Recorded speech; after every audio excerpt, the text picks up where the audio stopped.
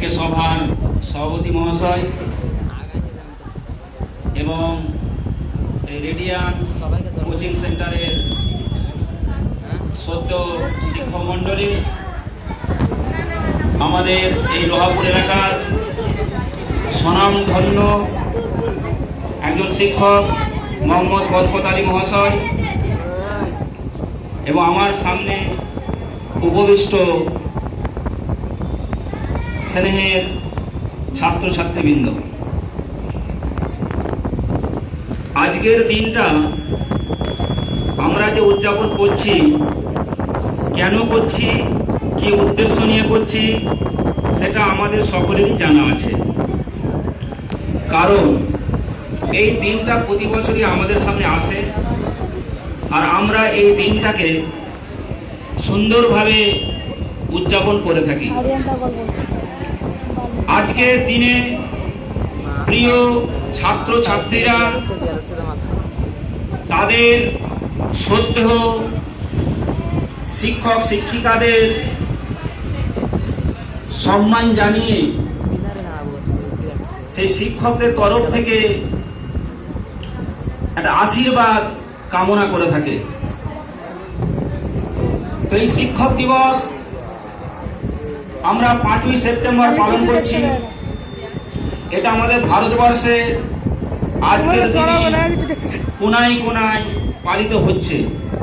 যদিও এবছরের ব্যাপারটা একটু আলাদা, আর অন্যান্য বছর প্রত্যেক শিক্ষা প্রতিষ্ঠানে সাড়ম্বরে এটা পালিত হয়, কিন্তু এবছর আমরা জানি একটা আমাদের মহামারী চলছে, তার জন্য হয়তো অনেকটাই মলিন অবস্থায় আছে। তবুও কিন্তু ছাত্রছাত্রীরা তাদের যে সদ্য স্যারদের, সদ্য শিক্ষক শিক্ষিকাদের সম্মান জানাতে তারা ভুলবে না। যাই হোক, এই যে শিক্ষক দিবসটা পালন হচ্ছে, এর ইতিহাসটা কি, কবে থেকে চালু হলো? এই যে 5ই সেপ্টেম্বর শিক্ষক দিবস হিসাবে পালিত হচ্ছে 1962 সাল থেকে। আমরা সকলেই অবগত আছি যে আমাদের স্বনামধন্য প্রথম উপরাষ্ট্রপতি এবং এটা জন্মদিন। তো তাকে তার প্রিয় ছাত্রছাত্রীরা এবং তার অনুরাগী যারা মানুষজন ছিলেন, তারা স্যারকে বলেছিলেন যে আমরা আপনার জন্মদিনটাকে পালন করতে চাই। তো উনি তখন বলেছিলেন, তোমরা যদি সত্যি আমাকে সম্মান জানাতে চাও তাহলে আমার জন্মদিনটাকে শিক্ষক দিবস হিসাবে তোমরা পালন করো। তো সেই ছাত্রছাত্রীরা এবং তার অনুরাগীরা সেই বছর থেকে এই 5ই সেপ্টেম্বর সর্বপল্লী রাধাকৃষ্ণন মহাশয়ের জন্মদিনটাকে শিক্ষক দিবস হিসাবে পালিত হয়ে আসছে। আমাদের ভারতবর্ষে 5ই সেপ্টেম্বর শিক্ষক দিবস পালিত হয়, কিন্তু অন্যান্য দেশে আবার অন্য তারিখও এই শিক্ষক দিবস পালিত হয়। আমাদের এটা জাতীয় শিক্ষক দিবস, আমাদের ভারতবর্ষে যখন হচ্ছে আমরা জাতীয় শিক্ষক দিবস বলবো, কিন্তু আন্তর্জাতিক জাতীয় শিক্ষক দিবস কবে পালিত হয় সেটা আমাদের একটু জানার দরকার আছে। আন্তর্জাতিক শিক্ষক দিবস পালিত হয় 5ই অক্টোবর, ঠিক এক মাস পরে, 5ই অক্টোবর 1994 সালে ইউনিসেফ 5ই অক্টোবরকে আন্তর্জাতিক জাতীয় শিক্ষক দিবস হিসাবে ঘোষণা করে। ঠিক তার পরের বছর 1995 সাল থেকে এই আন্তর্জাতিক শিক্ষক দিবস হিসাবে 5ই অক্টোবর পালিত হয়। এরকম 31টা দেশ আছে যেখানে 5ই অক্টোবর শিক্ষক দিবস হিসাবে পালিত হয়। আরো একটা শিক্ষক দিবসের ডেট আছে, তারিখ আছে, সেটা হচ্ছে 28শে ফেব্রুয়ারি। 28শে ফেব্রুয়ারি শিক্ষক দিবস হিসাবে পালন করে 15টা দেশ আছে। তো তাহলে এখান থেকে বোঝা যাচ্ছে যে শিক্ষকদের সম্মান জানানোর কোনো নির্দিষ্ট তারিখ না থাকাটাই ভালো। কারণ শিক্ষকরা সারা বছরই সর্বদাই তার প্রিয় ছাত্র ছাত্রীদের কাছে সম্মান শ্রদ্ধা তারা পেতেই থাকবে। এই শিক্ষক দিবস আমরা পালন করছি, তো এখানে শিক্ষকদের কি ভূমিকা, ছাত্র ছাত্রীদের কি ভূমিকা, সেটা সম্বন্ধে দু একটা আমি কথা বলি। একজন শিক্ষক একটা ছাত্র ছাত্রীর কাছে কেমন হবে? আমরা বিএডের যে শিক্ষা অর্জন করেছি সেখানে আমরা দেখতে পাই খুব একটা প্রসিদ্ধ শব্দ, খুব বহুল প্রচলিত শব্দ, যেটা মোটামুটি বিশেষ করে শিক্ষক সমাজের মুখে মুখে যেটা ঘুরতে থাকে, সেটা বলা হয় ফ্রেন্ড, ফিলোসফার অ্যান্ড গাইড। মানে একজন শিক্ষক একজন ছাত্রের কাছে ফ্রেন্ড হবে, বন্ধু হবে। কিরকম বন্ধু হবে? আমরা বন্ধুদের সঙ্গে যেমন অনেক হয়তো ঠাট্টা মজাক করে অনেক কিছু আবল তাবল কথা বলে থাকি, সেটাও কি আমরা ছাত্ররা কি শিক্ষকের সঙ্গে সেই রকম কথা বলবে? না, এটা হতে পারে না। ফ্রেন্ডের মধ্যে আমরা 6টা লেটার দেখতে পাই। কটা লেটার আছে? 6টা। FRIEND, 6টা লেটার আছে। তো এই 6টা লেটারে 6টা অর্থ আছে। Few relation in earth never die.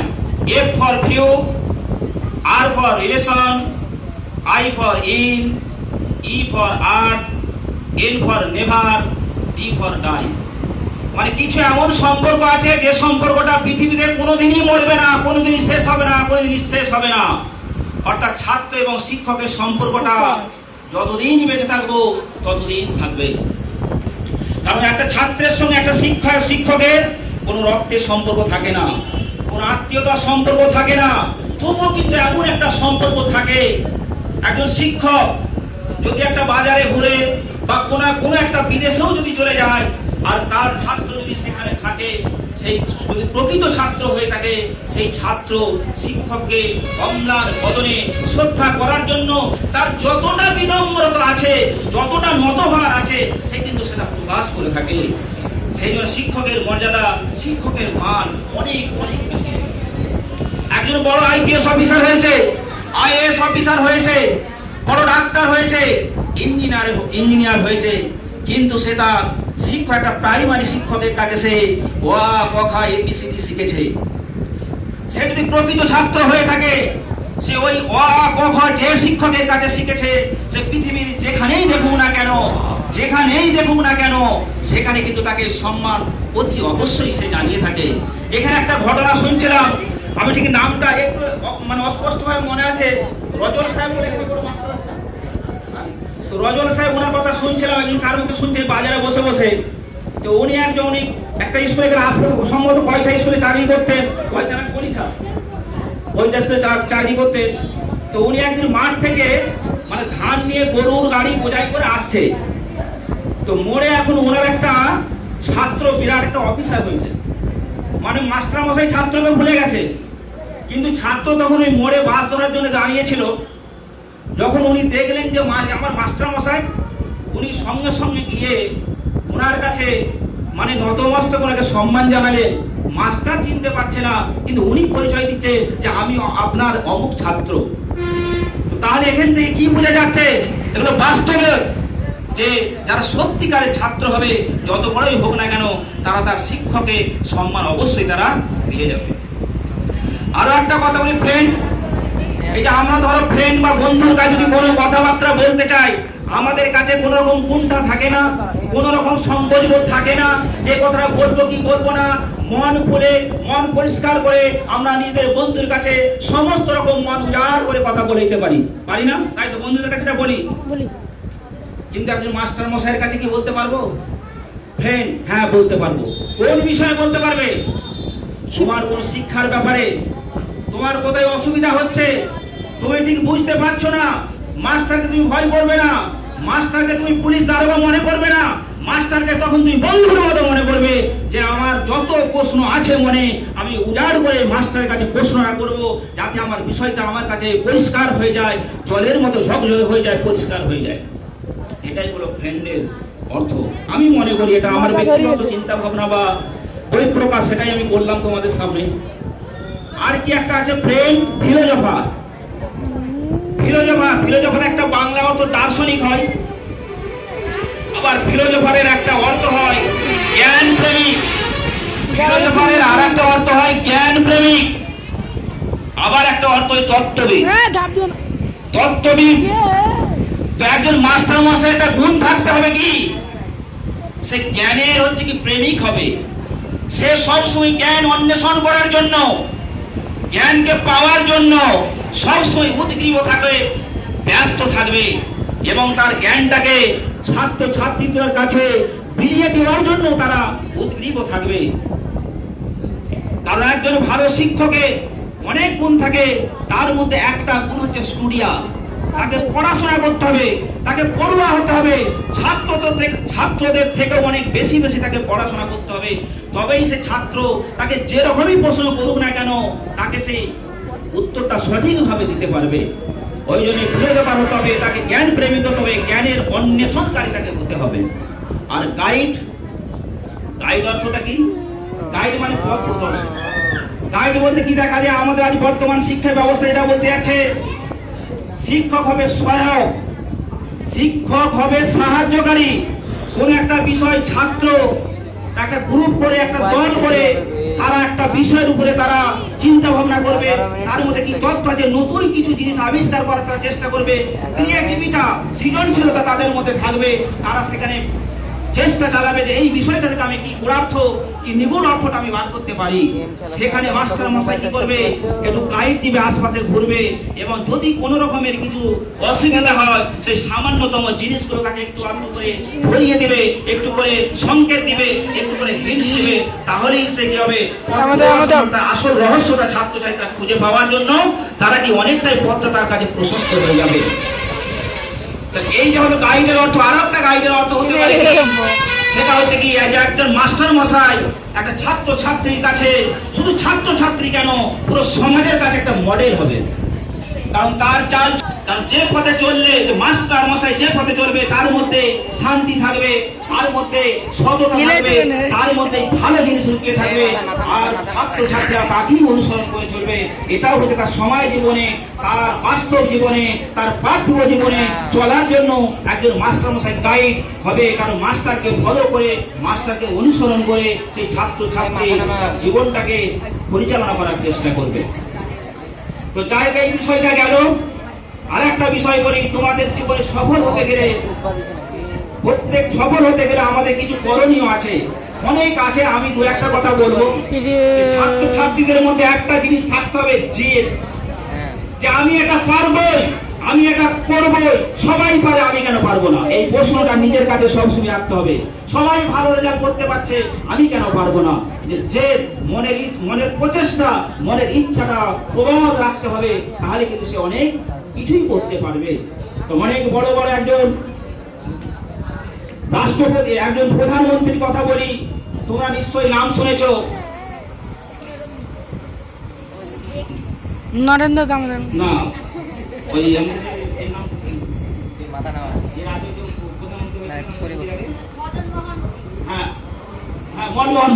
Manmohan. তো মনমোহন উনি হচ্ছেন কি ছিলেন, একটা শোনা করছিলেন, করেননি। উনি সাধারণ স্কুলে পড়াশোনা করে উনি ডক্টরেট হয়েছিলেন।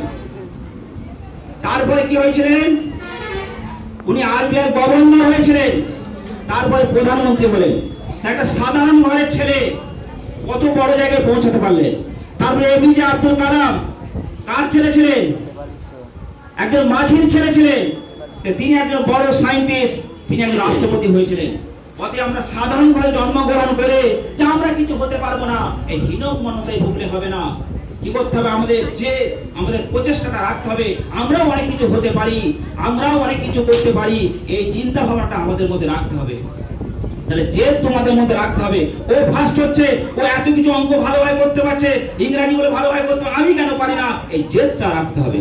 জেদের সাথে আর একটা কথা আমি বলবো, বলি আমার বক্তব্য শেষ করবো। সময়ের মূল্য দিতে হবে। সময়ের মূল্য যদি দিয়ে থাকো তাহলে তোমরা অবশ্যই সফল হবে, অবশ্যই সফল হবে। কেউ উঠতে পারবে না, কেউ রুখতে পারবে না, কেউ বাধাতে পারবে না। সময়, প্রত্যেকটা সময়কে তোমাকে কাজে লাগাতে হবে।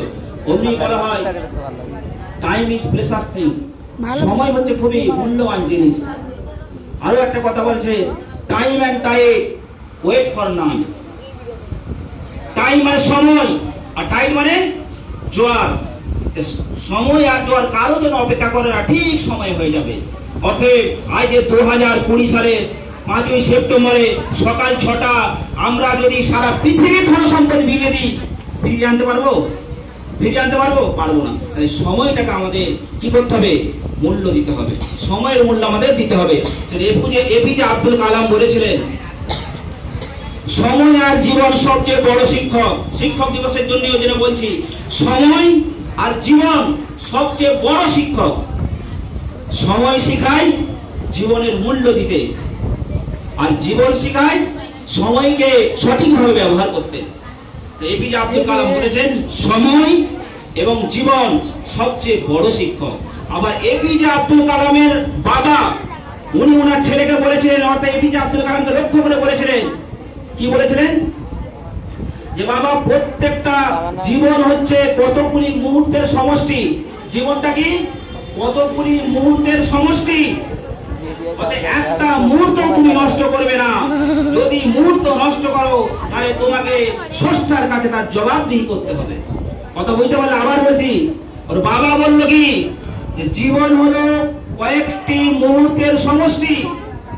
প্রত্যেক মুহূর্তকে তুমি কাজে লাগাবে, আর যদি কাজে না লাগাও তাহলে তোমাকে পরম স্রষ্টার কাছে তার জবাবদিহি করতে হবে।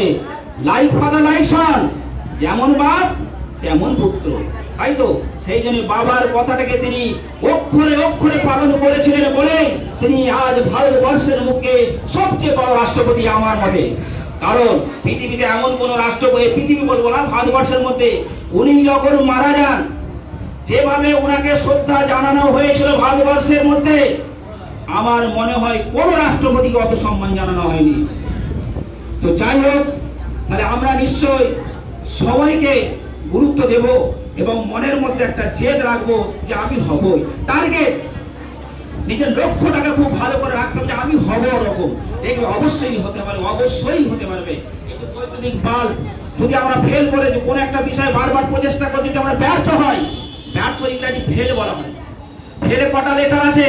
4টে, FAIL। এই ফেলের একটা খুব ইন্সপিরেশন ওয়ালা কথা বলেছিল কে? এই এপিজে আব্দুল কালাম। ফেলের ফুল ফর্ম যদি বলে, উনি বলেছে কি, আমরা ফেল মানে ব্যর্থ হয়ে যায়, হতাশ হয়ে যায়, কিন্তু উনি আমাদের অনুপ্রেরণা দেওয়ার জন্য অন্য একটা অর্থ তিনি বলেছেন। এই যে বলুন জ্ঞান পিপাসু, জ্ঞান প্রেমী। একটা জিনিসকে কতভাবে যে প্রকাশ করা যায়, একটা জিনিসকে কতভাবে যে বলা যায়, তুমি যত ভাববে তত তোমার ব্রেন থেকে উন্মোচিত হবে, হতেই হবে। তো উনি ফেলের ফুল ফর্মটা কি বলেছিলেন সেই কথাটা বলেই আমার বক্তব্য শেষ করব। ফেল মানে ব্যর্থ নয়। উনি বলেন A for first, A for attempt, I for in। তাহলে FAIL, তাহলে ফার্স্ট অ্যাটেম্প, আর L ফর লাইফ। তাহলে ফার্স্ট অ্যাটেম্প ইন লাইফ। তোমার এটা প্রথম, তুমি কি প্রচেষ্টা চালালে, তোমার এখন অনেক প্রচেষ্টা চালাতে হবে। তাহলে তুমি প্রথমবার যদি ফেল করে যাও, ব্যর্থ হও, কোনো দুঃখ নেই, কোনো হতাশায় ডুবার দরকার নেই। তো ফেল মানে ফার্স্ট অ্যাটেম্প ইন লাইফ, জীবনের প্রথম তোমার এই পদক্ষেপ তুমি নিলে, এটা তোমার মাথায় রাখবে, বারবার চেষ্টা করতে হবে। তোমার নিশ্চয় রবার্ট বুশের গল্প অবশ্যই জানো, মাকড়সার গল্পটা জানো, কতবার চেষ্টা করে তিনি জয় এনেছিল তো। আর একটা কথা বলি, এই যে আমাদের বাল্ব চলছে, এখানে বাল্ব নেই, বাল্ব কে আবিষ্কার করেছিল বলতো? এডিসন বাল্ব আবিষ্কার করেছিলেন। কালকে একটা বই পড়ছিলাম, বলছে 1000 বার উনি ব্যর্থ হয়েছিলেন। এই বাল্বটা আবিষ্কার করতে গিয়ে 1000 বার ব্যর্থ হয়ে 1001 বারে সফল হয়েছিলেন। চিন্তা করতে পারলে? কিন্তু এই হাল ছাড়েনি যে আমি করবই, আমি পারবই, এই চিন্তা ভাবনা নিয়ে 1000 বার ব্যর্থ হওয়ার পর 1001 বার তিনি সফল হয়েছিলেন। তো যাই হোক, আশা করি তোমরা তোমাদের জীবনটাকে সফলতার শীর্ষে পৌঁছানোর জন্য সময়কে অবশ্যই তোমরা গুরুত্ব দিবে এবং নিজেদের মধ্যে উদ্যম স্পিড চেষ্টাটা অবশ্যই রাখবে, জেদ কথাটা তোমরা রাখবে এবং তোমাদের সদ্য স্যারেদের প্রতি অবশ্যই ভালোবাসা শ্রদ্ধা রাখবে। তাহলে নিশ্চয়ই তোমরা সফলতার শীর্ষে পৌঁছাবে। এই বলে আমি উপস্থিত সকলকে আবার আমার একবার আন্তরিক শ্রদ্ধা, ভালোবাসা, প্রেম জানিয়ে এবং তোমরা